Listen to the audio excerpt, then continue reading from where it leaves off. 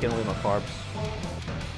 I've got a really big sweet tooth, and it's like the only thing that like satisfied that sweet tooth. So, like I was saying last week when I checked my diet and I seen that intra-workout carbs weren't in it anymore, it just genuinely was like, because it's the only thing that's been like satisfying that like want for like pick and mix. Sucks.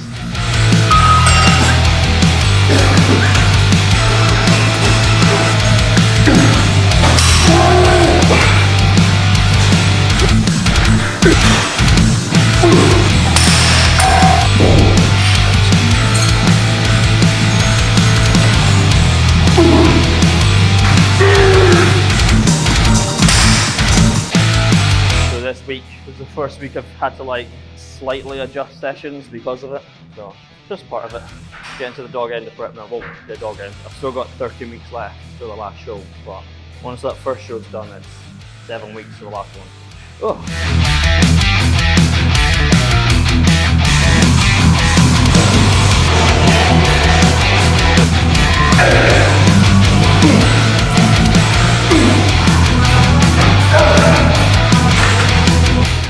So much quicker, but I should have almost have to actively slow myself down.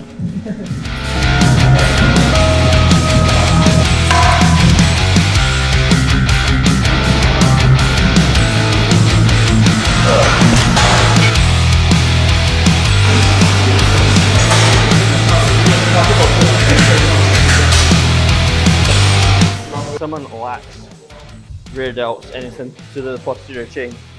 That, the wide grip row, and then the one I did with dumbbells, it's almost very similar. The only difference is rather than here, you're there and you're kind of letting your upper back fold intentionally. They're phenomenal for your upper back. A lot of times when people feel like guybrush, the upper back's just not strong enough to handle the load, so they'll back folds like a shitting dog. Like I've seen a direct crossover in clients' ranks in like deadlifting and squatting, and then you start to get the upper back strong. It's significant. If anyone who trains at lift is watching this video, and I'm going to assume there will be, if you're ever on the shoulder press, set it up like this. So you got 2 clips underneath here, and then just one of the 2 inch, 2 and a bit, maybe 3 inch thick mats against the pad. And all it does is it lines your elbow and your shoulder and your wrist up better to the handle than it would if your back's against this. Otherwise, you'll just get this shearing pain in your delt.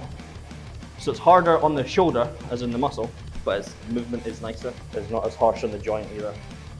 You may not be able to move as much weight, but less joint pain, better muscle growth, whatever you want to call it. More gains.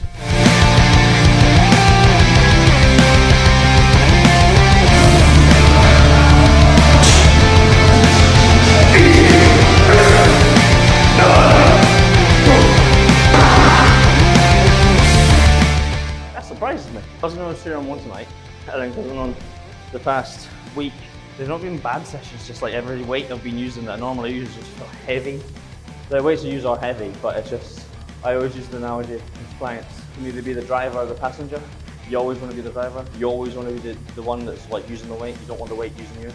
And every like big movement this week I've done, I felt like the passenger. I've just felt like that weight's throwing me about. So this has been filming today. I was like, shit, I can't look like a little bitch on camera. Oh, thank God that worked out well.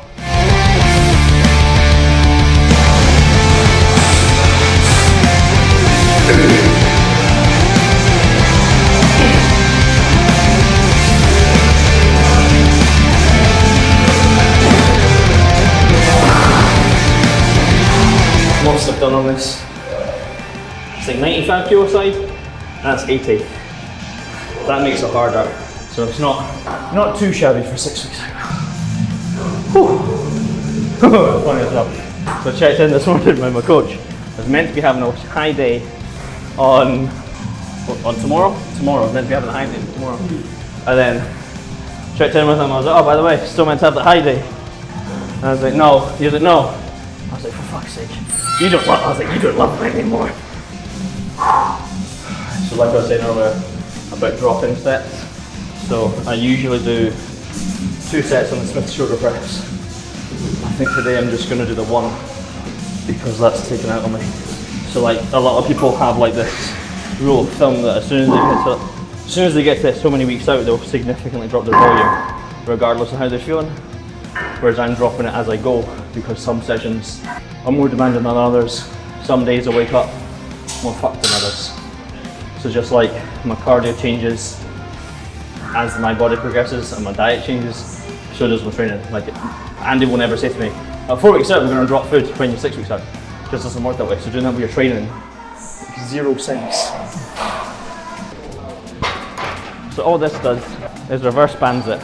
So there's numerous reasons you would reverse band something. One of them being you want to match the strength profile of the muscle to the strength profile of the movement. So the muscle is always stronger when it's lengthened versus when it's shortened. No, the other way around. It's stronger when it's shortened versus when it's lengthened. But obviously, as this comes down, if it's just, let's say it's 60, as it comes down, if it's 60 here and 60 here, here's going to feel really hard because that's when the muscle's lengthened. Here's going to feel really easy because that's where it's short. So all the band does is it makes the bottom a little bit easier to match the strength profile and that harder because that's where you're stronger. But one of the main reasons I do it, we've got shit shoulders. So like when I'm at the bottom of this specific movement, it just flares it up. So I just find it helps save my shoulders. If I didn't have to reverse band anything, I wouldn't.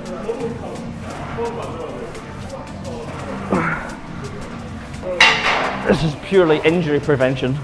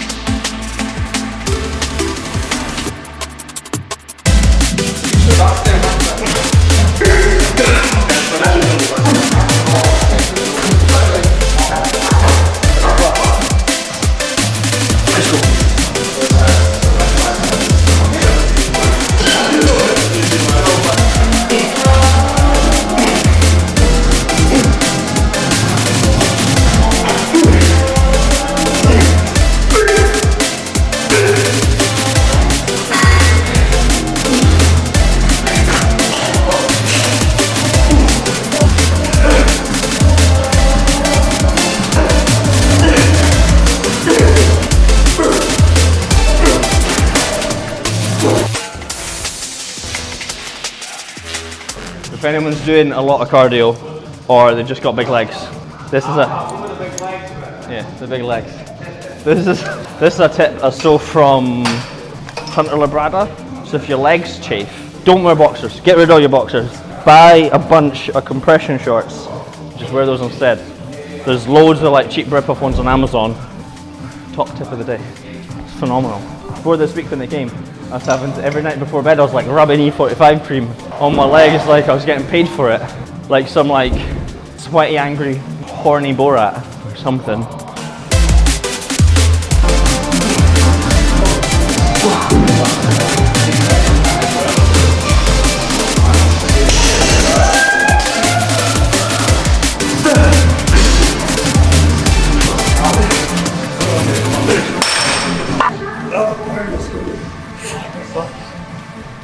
Never get used to that fucking thing.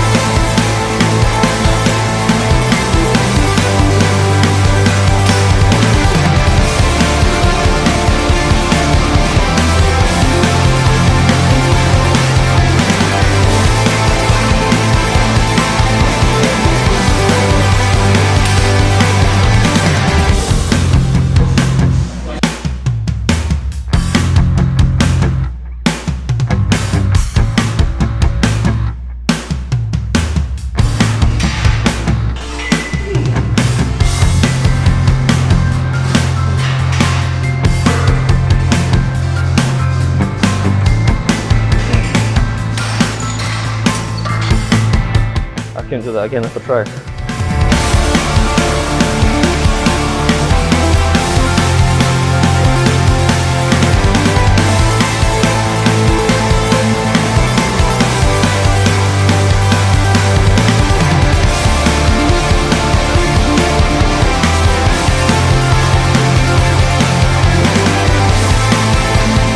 That's the first time I've posed because in my office got big man in the second mirror, and that's the first time I've posed with the like second mirror to see in my rear.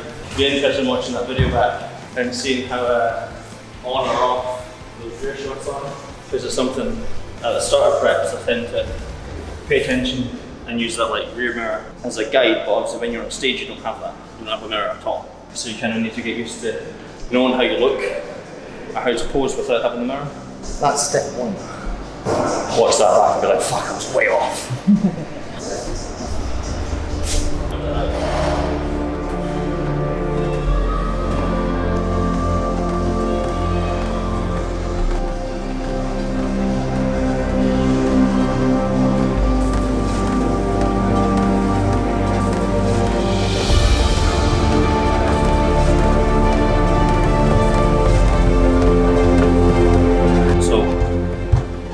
Just doing my last little bit of cardio for the day,